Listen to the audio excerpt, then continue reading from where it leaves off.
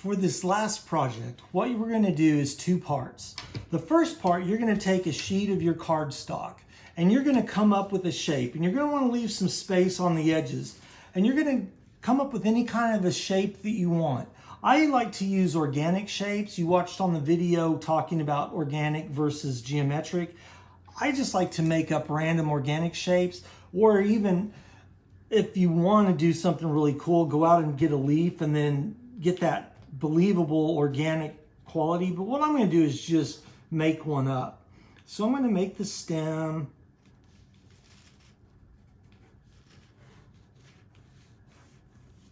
I got a little close to the edge, but that's all right. We'll make it work. And that stem needs to come over here. This doesn't matter because what we're going to do now is we're going to cut this out. Okay, so I've got my stencil cut out. I've got this stencil that's the actual object, and then I've got the opening. Now what we're going to do is use these stencils on another sheet of paper, and we're going to build up layers of laying these down and then going back and painting over them. So what I'm going to show you next is going to be how to use a toothbrush to do spray painting, basically. So one thing, if any of you actually have a Cricut cutter, if y'all know what those are, those fancy cutters that you can buy at a craft store, I don't mind if you use one of those to create your cutout. Just center it on a larger sheet of paper and do that. The other thing you can do, but I can't find it and I'm not going to waste too much time trying to come up with it, I recommend laying this down and taping over that, but you don't have to. You can still use this, just be careful when you lay it down. So what you're going to do, this is not about representing this object. We're going to basically create a new abstract design by building up layers of each of these stencils. Kids love spray paint. And I don't know if you know, but it's like a big thing with probably upper age middle school and even high school. They are nuts about graffiti art. I am not a fan of graffiti, but I do like graffiti art, and especially if you have permission and you do the techniques. So basically what graffiti art has done is introduce stencils as part of the contemporary art making.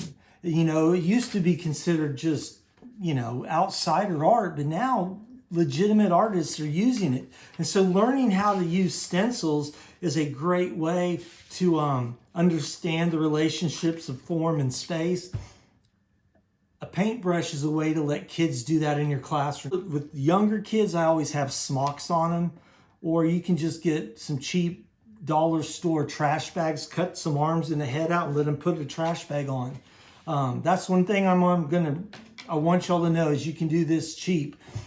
I buy these toothbrushes at Dollar Tree. You can find always 4-packs. They always have 4 packs of brushes for $1, but every now and then I can find a 5-pack. So you end up with a 20-cent painting tool, and you can't beat that. So here's what we're going to do. I'm just going to lay this, and I'm not going to just put that in the center and make a shape of it, because that's just, we've already done that.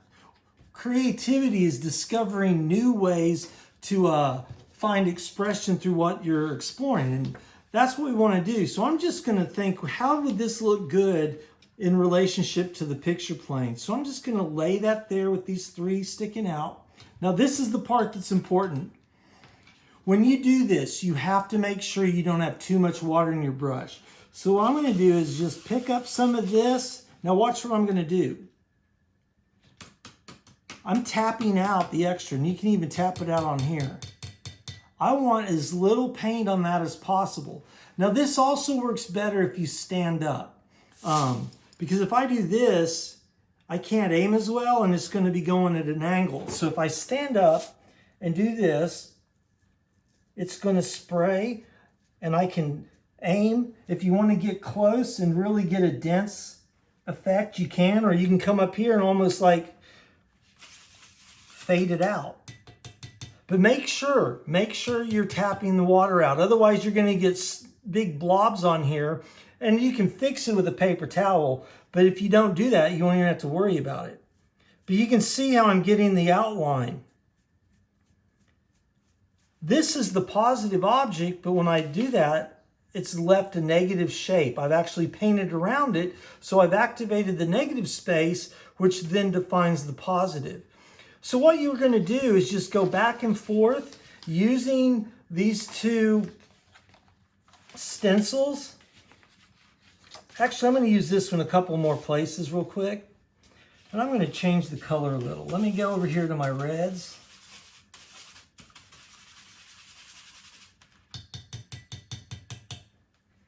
I'm just going to get that red over here.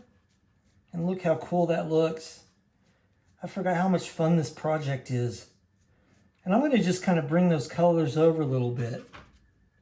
Now I'm going to take this one and I'm going to think about, okay, I've got that and that. Now I'm going to just kind of think about where do I want to put this to create an interesting design. But it's going to be the opposite. When I do this, I'm going to actually be filling in just that colored area. So you'll want to be playful with the color relationships. I think for this, I'm going to go into some more purple. I've got a little bit too much of a puddle, so it's going to be a blue-purple.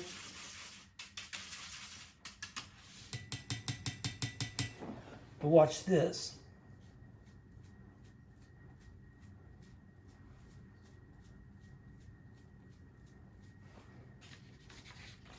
Look at that. I'm already starting to get a really different sense of space and design. So now what I'm going to do is lay this across there, and I'm going to come in here with some yellow. I don't even know what that's going to do. I'm trying in my mind to imagine, but that's the fun. When you get into the creative process, a lot of times you're going through that process of discovery. You're critically analyzing, and then after you start to critically analyze it, you start to say, I can make something out of that. That's when you're then shifting into creative problem solving. You've learned from the process and you've applied that creativity in both thinking and materials. Oh, that's such a cool color green. I hope it stays that way when it dries. But look at that. See how I'm getting that ghost image? This now has several layers. I've got that, this one, and the one behind it, and those have a transition of color. That's what I want y'all to do. Just take whatever shape you're using and just playfully go back and forth and just keep adding. And realize if you want, you can always come in, and that's why I've got the black on here. When you start getting to some of those last layers, you can really come up with a cool definition by using the black and really get a dark color that stands out. Let me get a little bit more on there.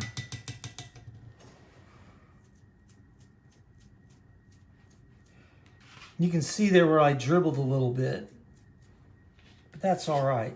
But you kind of can see how it's starting to, and I would just keep going back and forth. If you say, okay, as I look at this, that seems empty, that's obviously empty, so I do something to fill in, and then you can always come back at the end and put a really strong color somewhere.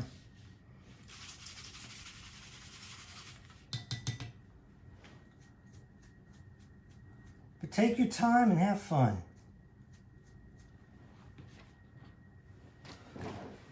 All right, so that should give you an idea.